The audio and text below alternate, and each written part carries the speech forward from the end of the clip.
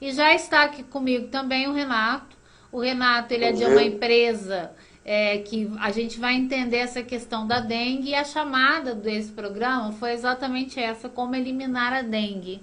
Então a gente vai entender tudo isso aqui, porque em tempos de coronavírus, a gente tem se debruçado muito nesse assunto, nós não, né? O mundo tem se debruçado nessas questões. Todos os canais de televisão do mundo estão discutindo o coronavírus com opiniões diversas a respeito desse assunto. Mas especificamente em Guaratinguetá, nós temos mais de 2.000 casos de dengue na cidade de Guaratinguetá, 2.300 casos de dengue. E a gente já falou disso aqui na semana passada. E hoje a gente traz o Renato porque ele tem uma arma poderosa, no bom sentido, entre aspas, para o combate à dengue. E ele vai explicar isso. Renato, é um prazer conversar com você. Por favor, Bom se dia. presente aos nossos amigos da Nova TV Vai. Bom dia, Adriana, tudo bem? Tudo bem, e você? É, tudo bem. Eu estou falando aqui do Paraná, né? A nossa empresa chama Forest Innovations, no Brasil é Forest Tecnologia, que é uma subsidiária dessa empresa israelense que desenvolveu a tecnologia de controle natural de vetores, né? Então, nós utilizamos o ciclo de vida natural do mosquito contra ele mesmo. Nós fizemos toda uma metodologia que eu posso explicar posso compartilhar um esquema aqui que acho que fica mais fácil de eu ilustrar para as pessoas como é que funciona o nosso método, né? Porque acho que a grande vantagem é que nós não usamos inseticida.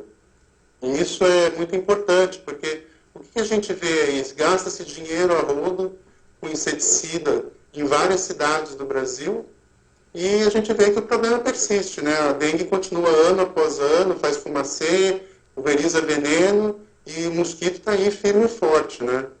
Então, se a gente olhar um pouco a forma como o mosquito vive, a gente pode desenvolver uma solução muito mais interessante para combater a dengue e as outras doenças também, a zika, a chikungunya, né? Então, eu vou compartilhar aqui a tela, que eu ilustro um pouco como funciona. Apareceu aí? Não, acho que não. Opa, Ah, agora sim. ok. Agora sim. Tá. Então, se a gente olhar no mundo, o mosquito é o maior assassino que existe na face da Terra. Hoje ele é responsável por 725 mil mortes por ano, né? E a gente fica falando muito do coronavírus também, que é uma questão de saúde importante, mas quando a gente compara isso com as mortes que o mosquito causa, é uma quantidade absurda e parece que não provoca o mesmo sentimento nas pessoas, parece que se tornou algo comum, algo trivial, né? Sim. E o que a Forrest desenvolveu? É um processo, porque quem pica o ser humano é sempre a fêmea do Aedes aegypti, nunca o macho. A fêmea precisa do nosso sangue para nutrir seus ovos, que serão colocados no ambiente. E ela é poderosa, ela coloca 1.500 ovos ao longo da sua vida. Durante um mês, ela fica espalhando ovos no ambiente. Então, se a gente olhar aqui, ficar só pulverizando inseticida, a gente mata o inseto alado e o que acontece? Os ovos continuam lá, vão eclodir. Daí, no dia seguinte, já começa a eclodir ovos novamente e que vão infestar o ambiente, a transmissão dessas doenças. Então, se a gente olhar hoje o ciclo de vida natural do mosquito, o que acontece? A fêmea, ela pica várias pessoas da mesma família. Então, isso é uma característica dessa espécie, né? O que acontece? Ela entra na casa, ela não pica só uma pessoa e vai embora. Ela pica, o que ela encontrar ali, ela vai picando. E com isso, a cada picada, ela injeta um pouco de saliva, que se estiver contaminada com o vírus, transmitirá a dengue para essas pessoas. E é o que eu vejo que está acontecendo em Guaratinguetá, né? Tem uma infestação muito grande aí na cidade, né? Uhum. Então, essa fêmea, após picar, ela coloca os seus ovos durante um mês. Ela produz até 1.500 ovos durante a vida dela. E ela vai colocando em vários criadores. Ela achar uma tampinha de refrigerante com água, ela coloca o ovo ali. Se ela achar uma água acumulada em qualquer lugar natural ou artificial, ela vai conseguir colocar os ovos. E assim, a gente tinha aquela história que era sempre água limpa, né? o mosquito evoluiu. Hoje não é mais isso. Qualquer água ele consegue colocar ovos já, a fêmea. Então, com base, o que acontece? Após, isso é um problema que explica um pouco o que acontece, a gente não consegue debelar o mosquito só com inseticidas. Porque esses ovos, eles podem durar até 15 meses no ambiente. Então, por cerca de 2 anos, a gente vai ter ovos ainda no ambiente, que a primeira aguinha que cai lá, ele eclode de novo e gera um outro mosquito. Esses ovos, uma vez que tem a água, condição favorável, né, ele se converte numa larva, ele de larva entra numa fase de pupa, como a borboleta, né, ele vai fazer a metamorfose dele da fase aquática para a fase aérea. Essa fase são considerados mosquitos, insetos imaturos ainda, né? E, após a eclosão dos ovos, vamos ter machos e fêmeas do Aedes aegypti. O macho não se alimenta de sangue, ele se alimenta só de seiva e soluções açucaradas, né? Então, frutas, seivas, néctares, esse tipo de coisa. E a fêmea repete o ciclo. Então, ela volta para picar e assim a saga do Aedes continua transmitindo essas doenças indefinidamente. Agora, o que a Forrest desenvolveu, né? E acho que é isso que é uma coisa interessante da gente falar aqui. A Forrest, ela trabalhou no conceito de controle natural de vetores. Então, a gente coleta mosquitos do próprio ambiente, ou seja, vamos supor que eu vá a Guaratinguetá. A nossa equipe coletaria Aedes aí da região, nós formaríamos uma colônia dentro de uma instalação com biossegurança nível 2, né? Ou seja, a nossa colônia ela vai estar isolada do meio, até porque a gente tem que garantir que esses mosquitos não tenham o vírus da dengue. E, a partir disso, nós vamos produzir machos estéreis, que é o calcanhar de Aquiles dessa espécie. O Aedes só copula uma vez na vida. Então, se a gente produzir machos estéreis e soltar no ambiente, a fêmea vai achar que ela já vai fazer a cópula e ela vai colocar ovos estéreis que não vão chocar no mercado, no ambiente. Então, isso o que acontece? Sem inseticida, sem agredir o meio ambiente, porque o inseticida é um grande problema, né? A gente coloca, para dispara inseticida. Está matando a fase alada do mosquito, mas está matando abelha, está matando mariposa, está matando borboleta, outros insetos que são úteis, que na polinização de flores, eles são importantes para o meio ambiente. Já o Aedes não, ele é uma espécie exótica, ela não é do natural do Brasil, ela veio da África. Então isso a gente tem que eliminar esse mosquito do ambiente. E a Forrest desenvolveu uma solução efetiva para esse problema. Ô Renato, dos municípios que vocês já têm atendido, já têm feito essa experiência da empresa, o que foi constatado, né? Qual que é a estatística depois desse prazo em que vocês fazem o trabalho de vocês? É claro que vocês devem fazer um acompanhamento dessas cidades. Sim. A Forrest, a gente teve que validar, teve um trabalho muito grande para validar nossos processos junto ao Ministério do Meio Ambiente, que é a CTMBio, a gente teve que assegurar que o nosso processo não seria agressivo, né? A gente vai estar dispersando mosquitos estéreis no ambiente. Então, todo esse processo foi feito com muito cuidado, todos os estudos foram feitos, publicações científicas para a gente atestar o nosso método. Fizemos a primeira soltura aqui no Paraná, na cidade de Jacarezinho. Então, nós fizemos o estudo comparado como manda a ciência, né, com um bairro de controle e um bairro de soltura. Depois nós invertemos e, efetivamente, toda vez que nós soltávamos os mosquitos, cerca de 3 semanas depois a população começava a declinar. Chegamos num nível quase próximo de 0 mosquitos na região e isso se mantinha por bastante tempo. Você tem que manter, Adriana, como eu falei, por 2 anos uma monitoração do lugar. Porque tem ovos. A gente vai chegar no lugar, por exemplo, se a gente chega em Guaratinguetá hoje, o ambiente está cheio de ovos de mosquito. Então, por 2 anos, a gente tem que ficar tratando esse ambiente, soltando ovos de mosquito, soltando mosquitos estéreis, para que os novos ovos não choquem mais. E após esses 2 anos, entra um monitoramento que pode ser feito pela própria autoridade municipal, que nós treinamos, ou se eles quiserem nos contratar, nós fazemos também. Ok. O Thiago tem uma pergunta para você, tá, Renato? Renato, Pois não. bom dia, tudo bem? Thiago Vieira aqui. Bom dia, Renato, Thiago. eu queria saber com você qual que é o risco de afetação de outros organismos que não são o alvo da ação de vocês. Existe algum tipo de desequilíbrio, né, causado por essa distribuição dos insetos estéreis? Não, Thiago, como eu falei, o risco é zero. Porque o que acontece? Primeiro, eu só solto mosquitos da própria espécie, do Aedes. Então, são machos estéreis da própria espécie, que vão procurar fêmeas no ambiente para repetir o ciclo de vida dele e colocar os ovos no futuro, a fêmea colocar esses ovos no futuro. E o Aedes, a gente tem que lembrar que ele não é uma espécie da fauna brasileira. Ele não deveria estar aqui. Ele foi trazido pelo homem. Ele foi uma infestação que ocorreu que veio a partir dos navios que vieram da África.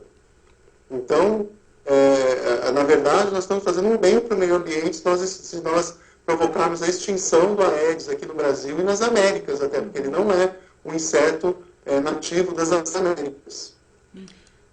Uma outra dúvida, que aí é uma questão da mera ignorância no assunto, como é que se dá essa replicação a partir de macho estéreo? Quando a gente ouve essa informação, né, que o macho ele é estéreo, a sensação é de que ele não tem a capacidade de se replicar. Mas aí, se eu entendi corretamente a lógica do sistema, o macho estéreo copula a fêmea, que vai dar origem a ovos que não vão vingar ou que vão gerar outros machos estéreis. Eu queria entender como é que é esse ciclo da replicação do elemento estéreo. No nosso laboratório, nós temos capacidade para produzir até 10 milhões de machos, por exemplo. 10 milhões de machos, a gente consegue tratar uma população de 100 mil habitantes. A relação é mais ou menos essa. Então, aí em Guará, a gente estaria muito confortável, por exemplo, para atuar, porque a população é bem menor que isso, né? Então, a gente estaria muito confortável para atuar nesse aspecto. O macho, na verdade, ele não serve para nada. Quando a questão é a Aedes aegypti, o macho tá com a bola bem baixa. Ô, Renato, a gente fez essa chamada, até falando da eliminação do próprio Aedes aegypti, porque é isso que acontece com o trabalho que vocês fazem, né? Ou seja, quando a empresa chega para operar esse sistema de vocês, com essa metodologia aí que vai ser aplicada, né, para cada município e embasados em dados dos municípios, óbvio que vocês trabalham com essa referência que vocês devem ter das cidades, é eficiente esse trabalho e vocês, obviamente, vocês dão prazo para que isso aconteça e se não ocorrer da forma que vocês presumiram que ocorreria, né, dentro desse escopo aí de atividades que são feitas, o município tem alguma possibilidade até de não pagar, de fazer algo nesse aspecto com a empresa? Qual que é a questão contratual da empresa com os municípios? Adriana, eu acho que eu vou fazer uma coisa que nenhuma empresa de inseticida vai fazer, que é entrar no compromisso de redução do número de criadores no próprio contrato. Que é ótimo, né? Porque o que acontece? A inseticida ele quer chegar e espalhar o veneno dele e ir embora. Então, o que acontece? Ele vai matar tudo que tiver ali, né? Não só a Aedes, vai matar todos os outros insetos que estiverem no caminho dele. E a gente só que assim, também. Ele não vai se comprometer. Sim. Ele não vai se comprometer com redução de população de mosquitos. No nosso caso, não. Porque o que acontece? A gente espalha armadilhas pela cidade e a gente monitora efetivamente o índice de infestação, que é tabulado e colocado à disposição da prefeitura, se ela quiser divulgar para a população, que aliás ela tem que divulgar, né, porque torna-se uma informação pública, a gente vai comprovar cientificamente que a infestação está diminuindo. E o principal é o que a população vai ver, né, que é a consequência da eliminação do mosquito, que é a eliminação das dengue, das outras doenças, zika, chikungunya, todas as outras que podem vir, febre amarela, né, as outras que podem vir junto com o mosquito Aedes. O nível de eficiência da empresa, você já tem isso já? Olha, superior a 95%. De outras regiões que já foram trabalhados, já tem esse feedback? Como eu mostrei, a gente fez o estudo científico e validou esse estudo junto ao Ministério do Meio Ambiente, né? Então, isso está publicado em publicação científica já está disponível no mercado. O teste foi feito aqui no norte do estado do Paraná. Renato, uma outra dúvida é se esses organismos, né, que são espalhados, se eles são geneticamente modificados, e se nessa porcentagem de insucesso há a possibilidade de algum tipo de mutação na doença a partir desse tipo de trabalho. Tiago, esse é um grande diferencial da Forest. Nossos mosquitos são esterilizados quimicamente. Nós não usamos organismos geneticamente modificados, porque isso é um grande perigo, né? A gente sabe que tem empresas que usam esse tipo de tecnologia e há o risco de perder o controle desses genes que estão se propagando no meio ambiente. No nosso caso, não. Nós estamos usando um mosquito da própria cidade que nós esterilizamos quimicamente no processo. Após o processo, ele se torna um macho adulto, saudável. Na verdade, ele está super nutrido até, porque dentro do laboratório ele cresce em condições ideais, né? Então ele recebe alimentação adequada, tudo, ele se torna um macho muito competitivo no mercado. No mercado, não, desculpe, no ambiente. E aí, nessa soltura, ele compete com sucesso com os outros machos que estão naturalmente no ambiente e conseguem inseminar essas fêmeas com o sêmen estéril dele, né?